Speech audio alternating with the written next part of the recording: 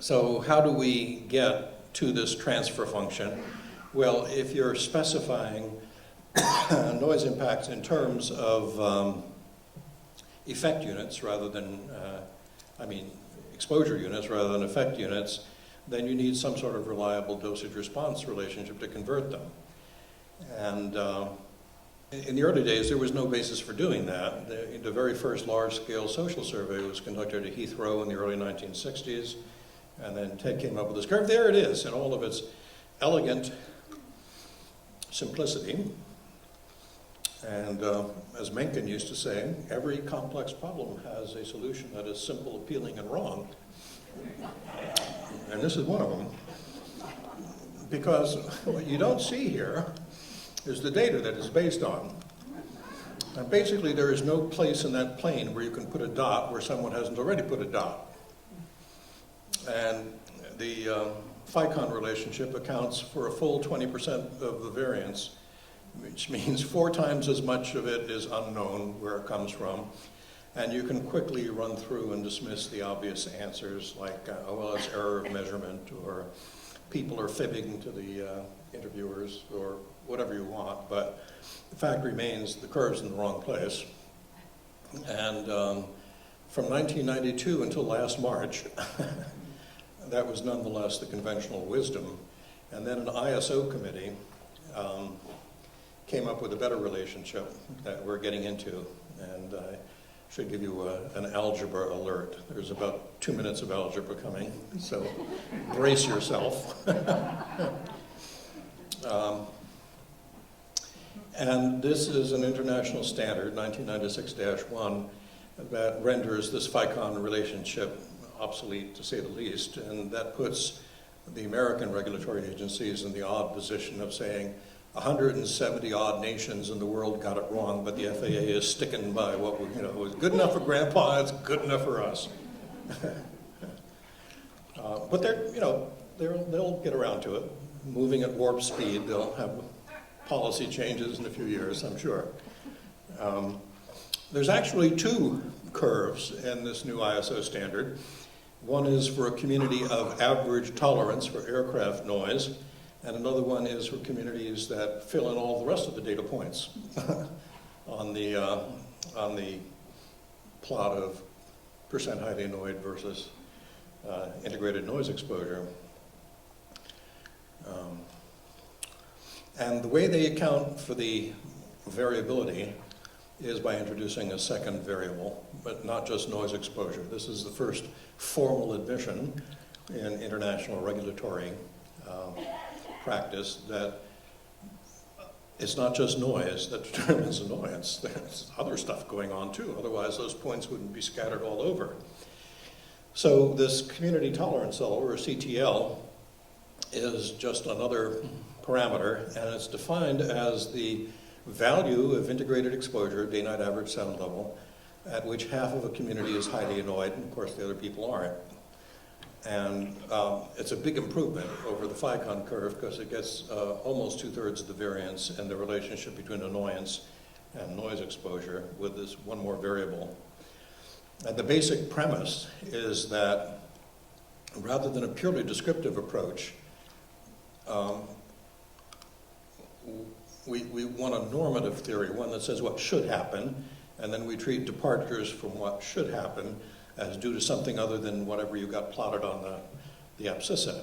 And so the assumption is that it's the effective loudness of the noise exposure, where effective means duration corrected loudness. And there's a difference between loudness and sound pressure level. We have known since the 1950s that the rate of increase of loudness with level is nonlinear. And all of the deviations, if you take the cube root of the sound pressure level, you come up, you raise exposure to the 0.3 power, you come up with a measure that's close to the way loudness grows. And so the way to treat all these other factors, and there's a gazillion of them. Everyone has his own favorite intervening variable.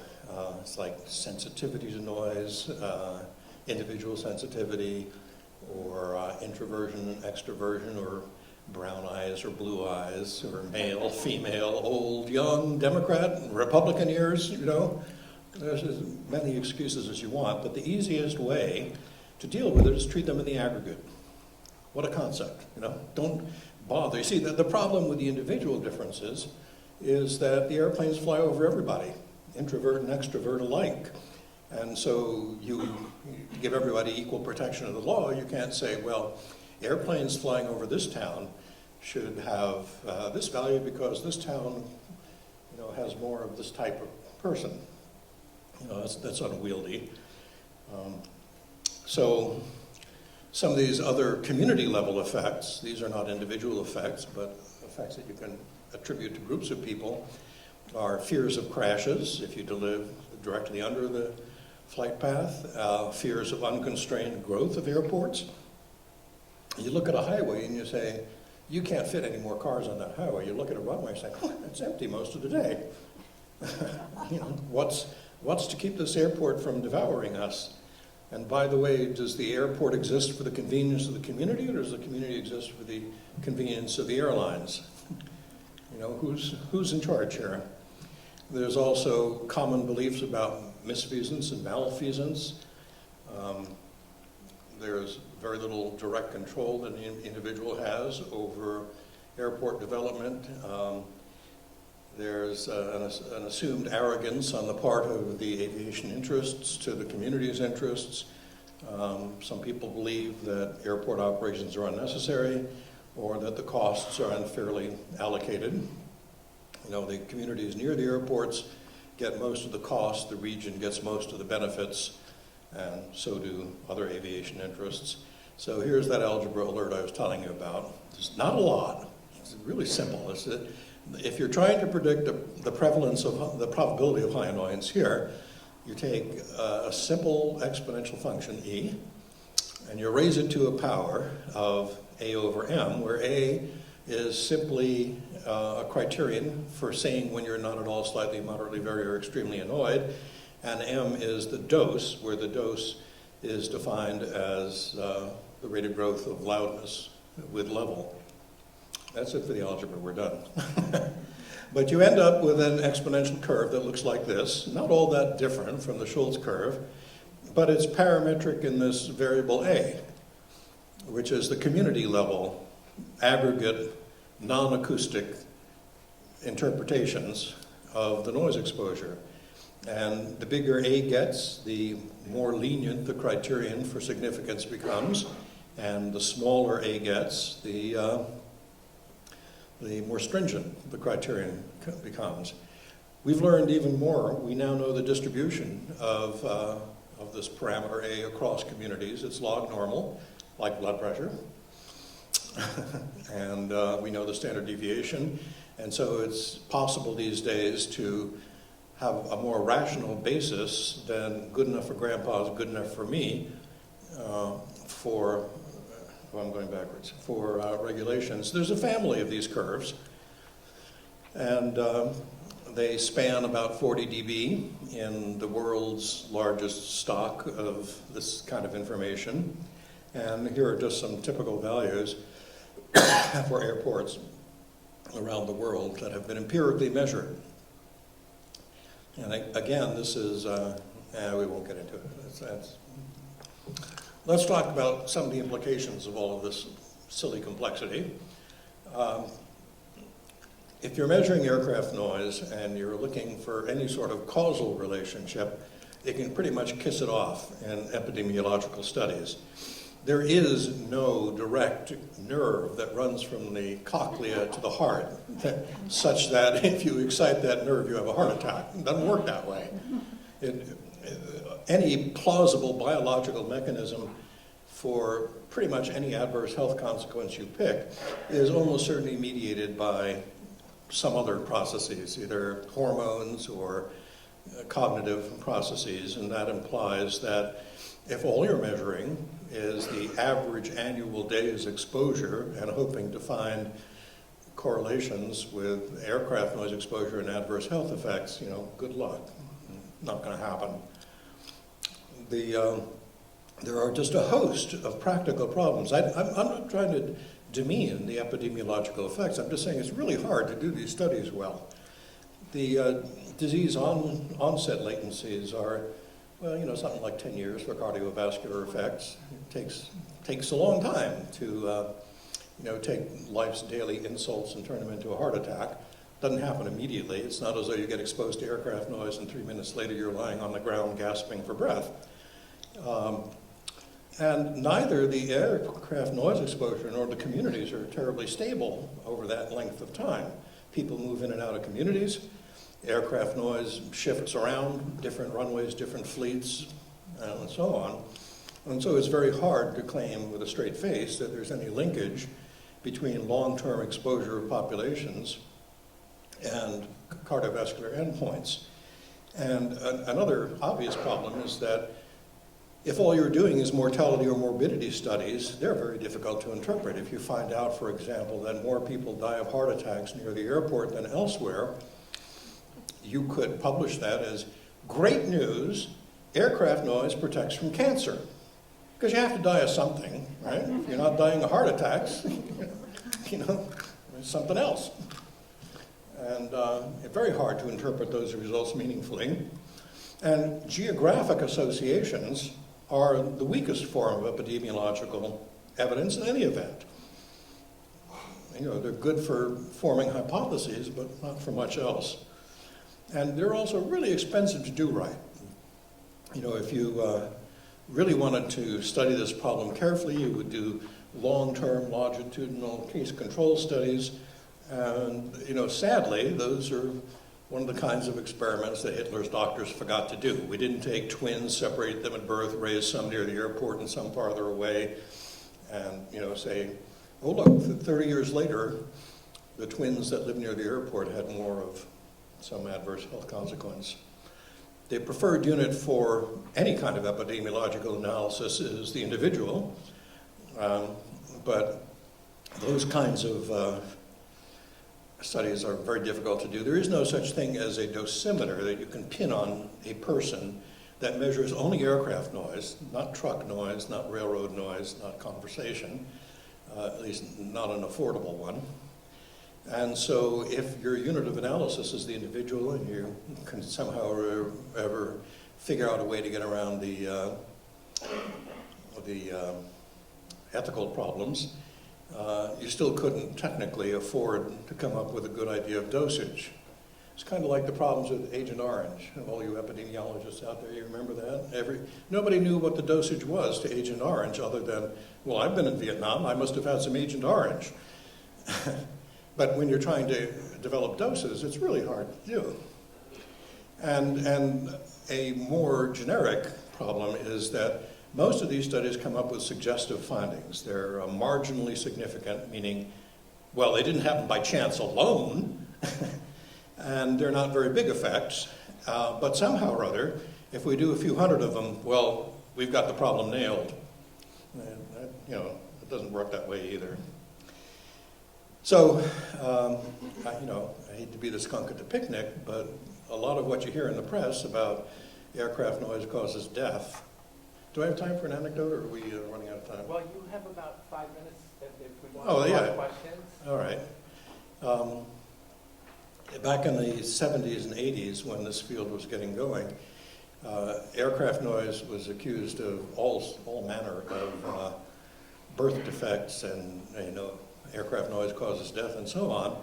And one of my favorite studies was done by a little nest of epidemiologists at UCLA who claimed that aircraft noise caused birth defects and no plausible biological mechanism. It's obviously a genetic condition that it's hard to see how that could be affected by aircraft noise.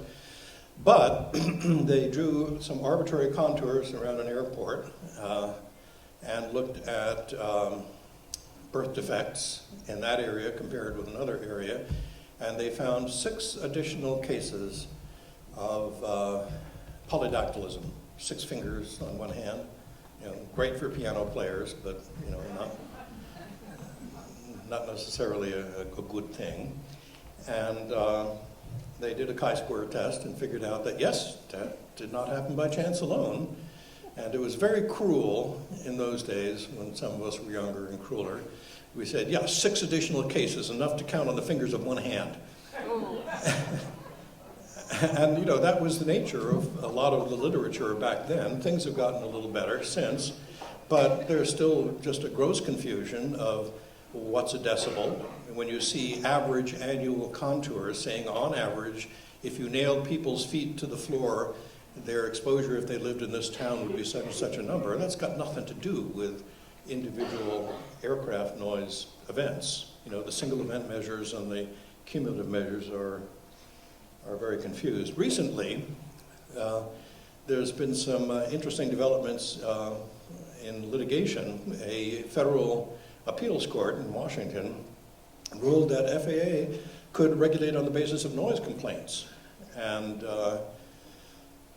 you know about everyone's fears about dark money in politics following the Citizens United decision. Well, there's a lot of dark money floating around academia these days.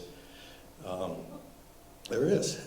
George Mason University has accepted about $78 million from the Koch brothers to set up a Mercatus Center, which recently published a finding that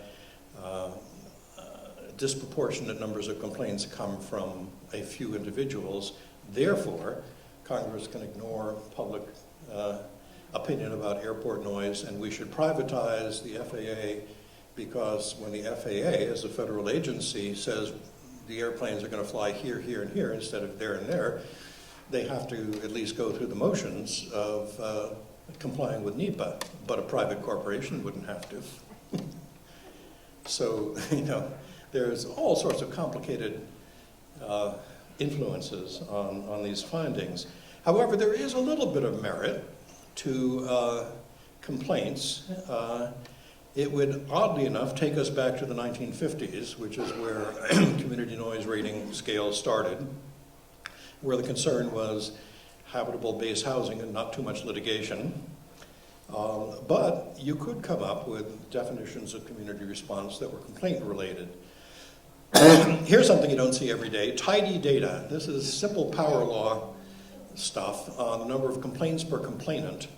This is showing you that the number of people who complain once in an airport's complaint noise database, the modal number is 1. You know, you complain, you hang up. And then there are these other people in the lower right who will call 1,000 times. Well, the slope of that line has very little to do with those numbers down in the lower right. If you're concerned that a large number of complaints are coming from a small number of people, ignore them. And you still have the bulk of your data available. And the slopes of these lines at different airports maybe could be interpreted as suggesting a decent way of categorizing it. We did a study where we looked at complaint density, you know, complaints per complainant per unit area per year. Not your average stick a red dot on a map where a complainant lives.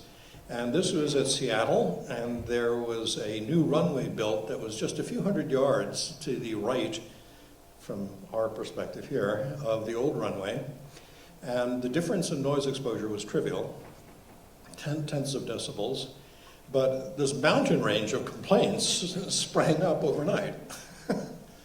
And you know, it's a very clear indication that people didn't like the new runway for any number of reasons, but nonetheless, if you're concerned with community response, maybe there's more to life than annoyance and average annual day complaint analysis. I think I'll quit when I'm not too far behind.